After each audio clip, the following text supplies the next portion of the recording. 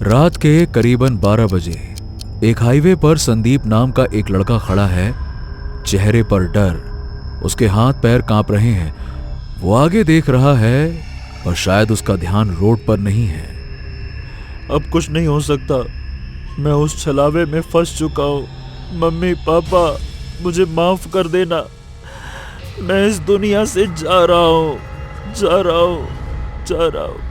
सामने से एक कार आ रही थी। उस कार को देखते ही संदीप जोर जोर से सांसें लेने लगता है और अचानक से वो उस कार के सामने आ जाता है।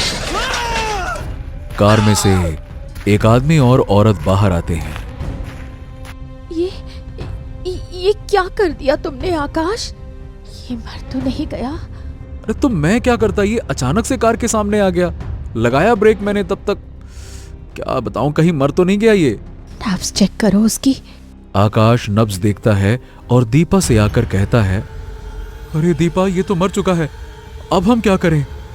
एक काम करते हैं, इसको यहीं छोड़ देते हैं, किसी को पता नहीं चलेगा। क्या मतलब है, अंधेरा है, सब कुछ है, किसी ने नहीं देखा होगा। हमारी कार से एक्सीडेंट हुआ है, अगर हम इसे ऐसी हालत में छोड़कर चले गए तो हिट एंड रन का केस बन जाएगा, तुम जेल चले जाओगे। क्या बात कर रही हो? तो क्या करें? इसको हॉस्पिटल ले जाना पड़ेगा। अरे तो इसकी तो जान निकल चुकी है, हॉस्पिटल ले जाके क्या करेंगे? वो सब डॉक्टर देख लेगा, हमें अपना काम कर देना चाहिए। जल्दी हॉस्पिटल लेकर चलते हैं इसको। वो दोनों संदीप की लाश को अपनी कार में रखते हैं और हॉस्पिटल की तरफ रवाना होते हैं। आकाश कार चला रहा था और दीपा फोन में मैप देख रही थी। सबसे नियरेस्ट हॉस्पिटल 13 किलोमीटर दूर है। हाँ हाँ दीपा, मैं गाड़ी तेजी से ही भगा रहा हूँ। एक काम करो, जरा तुम उसको देखो, वो थोड़ा बहुत मूव कर रहा हो क्या, सांसें वासें चल रही हो, कहीं से कुछ कुछ कुछ तो उम्मीद बची हो तो थोड़ा सा मेरी जान में जान आए। मैं देखो जरा उसको। दीपा पीछे की सीट पर मौजूद संदीप की लाश को टटोल कर देखती है। लगता है तुम सही कह रहे थे, इसकी जान निकल चुकी है, तुम जल्दी हॉस्पिटल चलो। आकाश कार चलाता रहता है। रोड बिल्कुल सुनसान था। सन्नाटा इतना था कि अच्छे अच्छे सहम जाए। कुछ मिनट बाद आकाश को सामने सफेद साड़ी पहने हुए एक औरत दिखाई देती है। आकाश, ये औरत कौन है? अब ये क्या भला है यार। आकाश कार की स्पीड स्लो करता है और हॉर्न मारता है, पर वो औरत वहां से नहीं हिलती। आकाश कार को रोक देता है और खिड़की में से उस औरत की ओर झांक कर देखता है। वो औरत पास आती है। आकाश, ये तो हमारी तरफ ही आ रही है, अब क्या करें? हाँ हाँ, घबराओ मत, चिंता मत करो। वो औरत कार की खिड़की के पास आती है। आप कौन है बहन जी, और क्या चाहिए आपको? इस लाश को कहाँ ले जा रहे हो? अरे लाश नहीं है वो, ये जख्मी है, हम इसको हॉस्पिटल लेकर जा रहे हैं। जख्मी नहीं, मुर्दा है। ये अस्पताल जाके क्या करेगा? मैं तुम्हें जो चाहिए वो दूंगी, तुम ये लाश मुझे दे दो। क्या मतलब? आपको लाश क्यों चाहिए? क्या बात कर रही हो आप? भूखी हूं मैं, इसकी हड्डियां चबानी है, मांस नोचना है। आकाश, चलो यहाँ से। आकाश जल्दी से कार आगे बढ़ाता है और वहां से निकल जाता है। आकाश, ये सब क्या हो रहा है? मुझे कुछ ठीक नहीं लग रहा दीपा। एक काम करते हैं ना, इस लड़के की लाश को यहीं छोड़ देते हैं। जो भी केस बनेगा बाद में देखा जाएगा, और हो सकता है कोई केस ही ना बने हमारे ऊपर, हम बच जाएं। हाँ हाँ ठीक है, मुझे भी अब ये कोई भूत प्रेत का चक्कर लग रहा है। इसकी लाश को यहीं छोड़ देते हैं। दीपा पीछे देखती है और चिल्लाती है, आकाश, लाश कहाँ गई? अरे बाप रे, ये कहाँ गया? आकाश गाड़ी रोककर बाहर आता है और आसपास देखता है। हे भगवान, ये हो क्या रहा है? ये कार में से लाश अचानक से गायब कैसे हो गई? दीपा, तुमने ठीक से देखा था ना? जहां भी गई हो, तुम घर चलो जल्दी से। जितनी तेज कार भगा सकते हो भगाओ, पर जल्दी चलो। दीपा और आकाश अपने घर आ जाते हैं। वो दोनों पति पत्नी थे जो अभी अभी अपने बेटे को हॉस्टल छोड़कर आए थे। आकाश, वो औरत ऐसा क्यों कह रही थी कि वो लाश को खाना चाहती है? अरे तुम डरो मत दीपा। अब हम घर आ गए हैं ना, अब जो हुआ है उसे भूल जाओ। अब सब भूल जाओ तुम। वो लड़का कौन था और उसकी लाश के साथ क्या हुआ होगा? देखो, अब समय के साथ हमें सारे आंसर्स खुद ही मिल जाएंगे। अभी डरने से कोई फायदा नहीं है। जल्दी से चलो, सो जाते हैं। ये फालतू की चीजें सोचने से कुछ नहीं होने वाला। फालतू में हमारा बीपी बढ़ेगा, हमारी तबीयत खराब होगी। दोनों सो जाते हैं और उसी रात दीपा को एक सपना आता है। दीपा उस रोड पर अकेली खड़ी हुई है। सामने वो लड़का संदीप खड़ा है। वो पूरी तरह से खून से लथपथ है। मुझे बचा लो, मुझे बचा लो प्लीज। वो आ रही है, वो आ रही है। मैं पाँव पड़ता हूँ तुम्हारे आगे हाथ जोड़ता हूँ। मुझे बचा लो प्लीज, मुझे बचा लो। वो बहुत खतरनाक है। वो छलावा रचती है और फिर खा जाती है। वो मुझे मार डालेगी। मुझे बचा लो प्लीज, मुझे बचा लो। दीपा ये सुनकर घबरा जाती है। उसके मुंह से आवाज नहीं निकल पा रही। वो कुछ बोल पाए उससे पहले ही एक सफेद साया आता है और उस लड़के को अपने साथ रोड के दाईं तरफ मौजूद घने पेड़ों के बीच ले जाता है। वो लड़का बहुत जोर से चीखता है।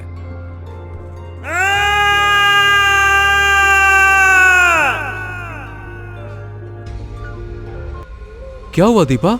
क्या बात है? क्या हो गया? वो लड़का मेरे सपने में आया। अरे यार, लगता है तुम्हारे मन में डर बैठ गया है। अब ये फालतू की चीजें दिमाग से निकालो। अब जो होना था सो हो गया, क्या कर सकते हैं उसमें। आकाश, मुझे कुछ समझ नहीं आ रहा, मैं क्या करूं?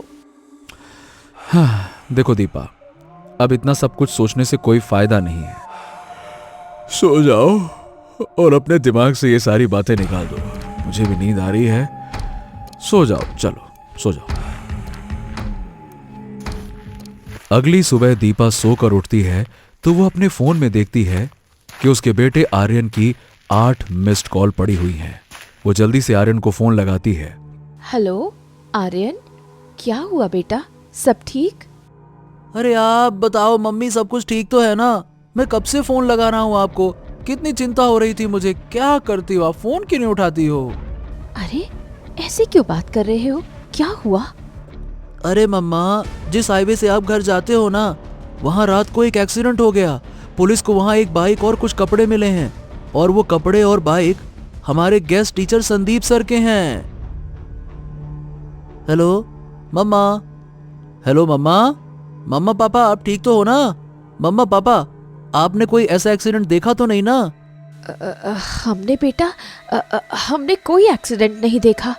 पता है मम्मा, मेरे दोस्त कह रहे थे कि उस हाईवे पर कोई प्रेत आत्मा घूमती है जो छलावा रचती है और फिर लोगों को अपने साथ ले जाती है। बेटा तुम पढ़ाई पर ध्यान दो, इस सब में दिमाग मत लगाओ ज्यादा। अच्छा, मैं फोन रखती हूँ, मैं बाद में बात करूंगी। दीपा जल्दी से आकाश को जगाती है और आर्यन ने जो कुछ कहा वो सब कुछ उसको बताती है। आकाश दीपा को घर के अंदर रहने को कहता है और खुद बाहर जाता है। अपनी कार को वो अच्छे से साफ करता है। उस पर खून के कुछ निशान रह गए थे, उन्हें वो घिस घिस के साफ करता है। कार की सीट भी हटा देता है क्योंकि उसमें भी खून लग चुका था। इसके बाद आकाश अपने कमरे में वापस आता है और अपना लैपटॉप खोलता है और इंटरनेट पर उस रोड पर हुई घटनाओं की जानकारी पता करता है।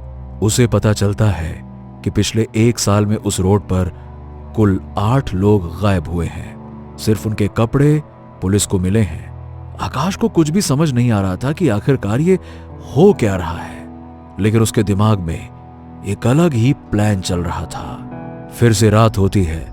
करीबन 12 बजे आकाश दीपा से कहता है, दीपा, मेरे एक दोस्त ने मुझे मिलने के लिए बुलाया है। मैं करीबन रात के 12 बजे तक आ जाऊंगा।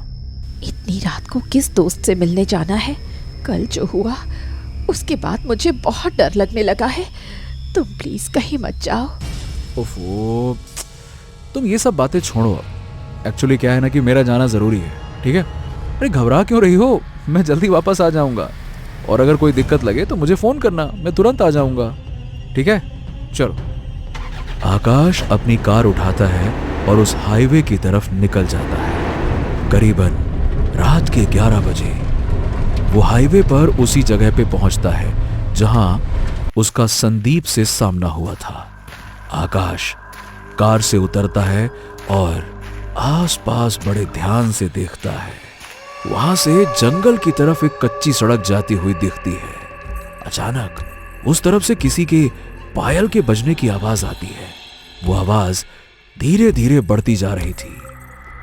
ये पायल की आवाज इतनी अजीब क्यों है? तभी अचानक से आकाश को महसूस होता है कि वो धीरे धीरे अपना होश खो रहा है। उसको चक्कर सा आने लगता है। ये क्या हो रहा है मेरे साथ?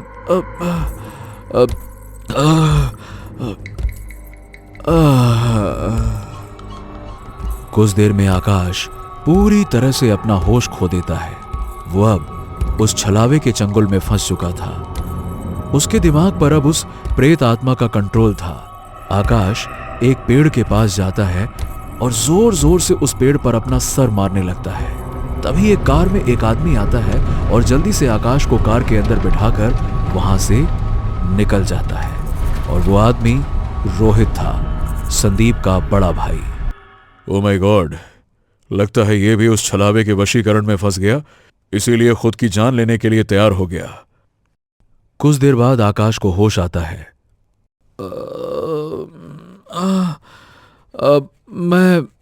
मैं कहाँ हूं मैं? शुक्र मनाओ कि अभी आप जिंदा हो। तुम मरते मरते बचे हो आज। ठीक हो, यही बड़ी बात है। आकाश कुछ याद करने की कोशिश करता है पर उसे कुछ भी याद नहीं आता। मेरा सर भारी हो रहा है। ये बताओ, ये सब कुछ क्या हो रहा है मेरे साथ? वही हो रहा है जो उस हाईवे से गुजरने वाले लोगों के साथ में होता है। मैंने पता किया इसके बारे में। यहाँ एक प्रेत आत्मा रहती है जो एक पायल की आवाज निकालती है। उस पायल की आवाज को जो कोई भी सुनता है ना, वो पागल हो जाता है और किसी ना किसी तरीके से अपनी जान लेने की कोशिश करता है। कोशिश क्या करता है? जान ही ले लेता है। और फिर जब वो इंसान मर जाता है तो वो प्रेत आत्मा उसको अपने साथ ले जाती है। हाँ, कहाँ ले जाती है ये किसी को नहीं पता। फिर उस इंसान के कपड़े बचते हैं रोड पर। बस यही सब कुछ मेरे भाई के साथ भी हुआ था। भाई के साथ हुआ था मतलब? दरअसल मेरे भाई का नाम संदीप था। यहां से कुछ दूर पर एक स्कूल है, वहां पर वो गेस्ट टीचर हैं। कल रात वो अपनी ड्यूटी पूरी करके वापस आ रहा था, तब यहीं पर उसकी बाइक खराब हो गई। संदीप की रोड पर बाइक खराब हो जाती है। वो उसे ठीक करने की कोशिश करता है। अरे यार, धत तेरे की। हे भगवान, इतनी रात को इस हाईवे पर इस बाइक को अभी खराब होना था। फंस गया मैं तो यहाँ पे। अब इस जगह के बारे में एक तो बहुत सारी अफवाहें सुन रखी हैं, तो क्या बोलूं। भैया को फोन लगाता हूं। हेलो भैया। हाँ हेलो। हाँ संदीप, कहाँ है? अभी तक घर क्यों नहीं आया? अरे क्या बताऊं भैया, मैं यहाँ ये वो हाईवे में फंस गया हूँ। वही वाला हाईवे जहाँ की अफवाहें हैं, वहाँ पे फंस गया हूँ। मेरी बाइक खराब हो गई है। आप मुझे लेने आ सकते हो क्या? ओ चल ठीक है, मैं अभी आता हूँ। और भैया थोड़ा सा जल्दी आना। मैंने सुना है कि इस रोड पर छलावा है और जो उस छलावे में फंस गया वो आत्महत्या कर लेता है। अरे ये सब फालतू की बातें हैं, तो इन सब बातों पे ध्यान मत दे। मैं अभी आता हूँ थोड़ी देर में। और जब मैं यहाँ पहुंचा तो मुझे संदीप कहीं नहीं मिला। उसका फोन भी बंद आ रहा था। मुझे कुछ समझ नहीं आया कि मैं क्या करूं। अगली सुबह पुलिस को उसकी बाइक और कपड़े मिले। कुछ नहीं पता कि वो कहां चला गया, कहां गायब हो गया, किसी को कुछ नहीं पता। ओह, लगता है उस छलावे के वशीकरण में आकर ही संदीप ने मेरी कार के सामने कूदकर अपनी जान दे दी थी। पर यह बात मैं इसको बताऊं या नहीं बताऊं? नहीं, अभी सही समय नहीं है बताने का। अब आगे क्या सोचा है? मुझे ये पता करना है कि वो प्रेत आत्मा लाश को कहां ले जाती है। उसके लिए मेरे पास एक प्लान है। मैंने तुम्हारी जान बचाई है, क्या तुम मेरे प्लान में मेरी मदद करोगे? बताओ। हाँ जरूर, क्यों नहीं। पर पहले ये तो बताओ तुम्हारा प्लान क्या है? रोहित आकाश को अपना प्लान बताता है। ठीक है, मैं तैयार हूं ये सब कुछ करने के लिए।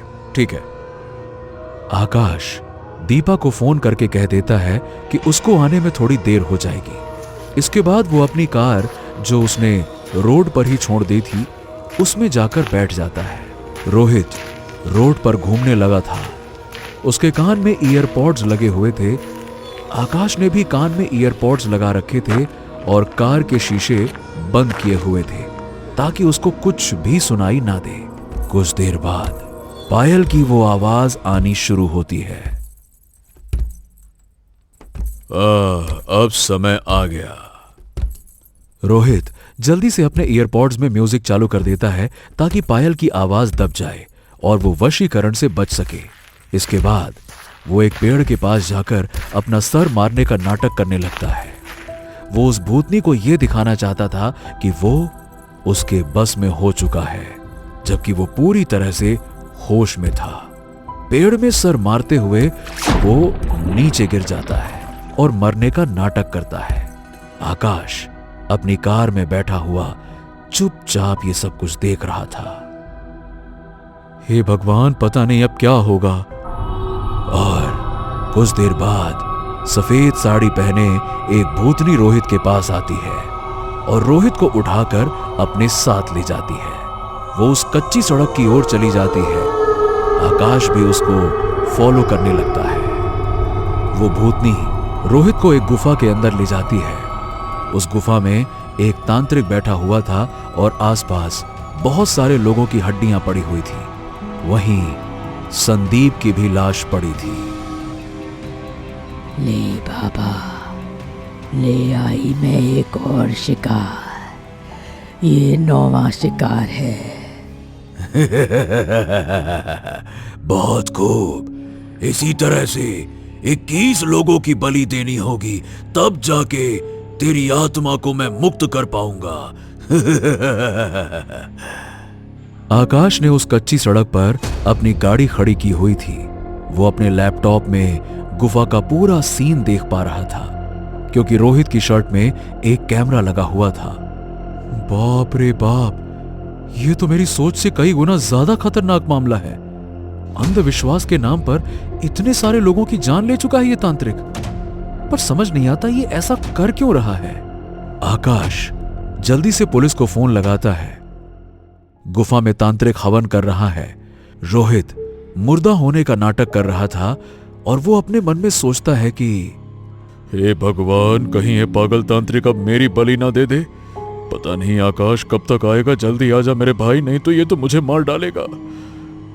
ओम ह्रीं क्लीं चामुंडाय नमः। ओम ह्रीं क्लीं चामुंडाय नमः। हाँ, इस लाश का अंगूठा काटने का समय आ गया है। क्यों, तैयार है तू? तैयार हूँ बाबा। वो भूतनी एक कुल्हाड़ी लेकर आती है और तांत्रिक को दे देती है। तांत्रिक रोहित के पास जाता है।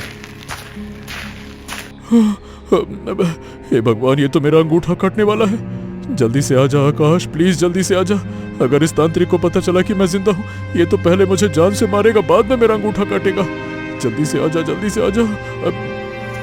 तांत्रिक रोहित का अंगूठा काटने ही वाला था कि तभी उस गुफा के अंदर पुलिस आ जाती है। क्या लगा रखा है तुम लोगों ने, है? क्या नौटंकी है ये? बाप रे, इतने सारे कंकाल। पकड़ो इस बाबा को, पकड़ो।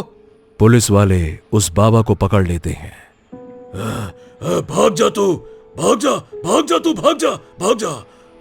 ओह, किससे बात कर रहा है ये? वो भूतनी वहां से भाग जाती है। तांत्रिक के अलावा वो और किसी को दिखाई नहीं दे रही थी। वो कहां गई किसी को पता नहीं चला। हाँ, बहुत खूब आकाश, वेल डन। आज तुम्हारी वजह से एक बहुत बड़ा रहस्य सुलझ पाया है।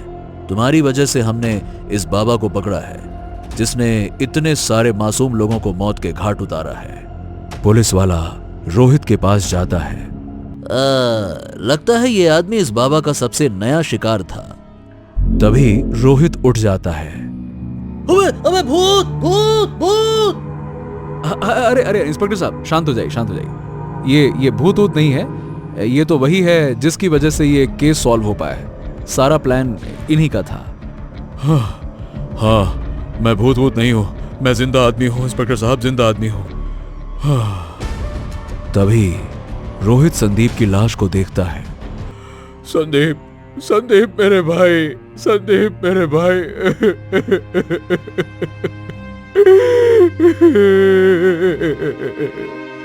संदीप अपने भाई की लाश को गले लगाकर रोता रहता है।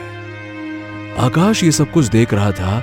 उसकी हिम्मत नहीं हुई रोहित को यह बताने की कि उसके भाई की मौत कैसे हुई, और ये बात राज बनकर रह गई। वो आत्मा कहां गई किसी को नहीं पता, पर वो तांत्रिक पकड़ा गया।